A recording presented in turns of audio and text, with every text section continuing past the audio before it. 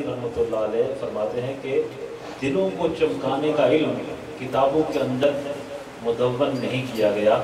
इन दिलों के चमकाने के इल्म की कलेक्शन आपको बुक्स के अंदर, किताबों के अंदर जो ज़ाहिरी इल्म है, आउटर नॉलेज, इसमें आपको नहीं मिलेगी।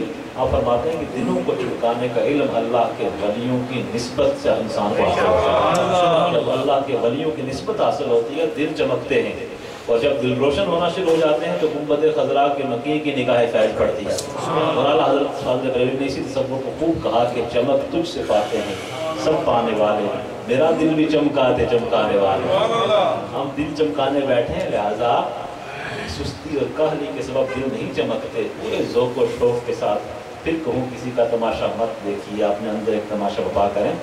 और हम तो बिल्कुल लो प्रोफाइल पे महफिल कर रहे हैं, वगरना आप अगर कैफियत देखें जहाँ महफिल हमारी होती है तो आप देखें तो खैर उसको गुफ्तगू में ज़ेर बहस कुछ बारे लाऊँगा।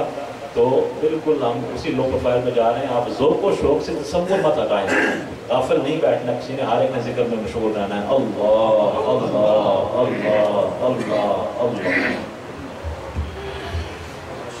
मुझे कई बार साहब के आस्ताना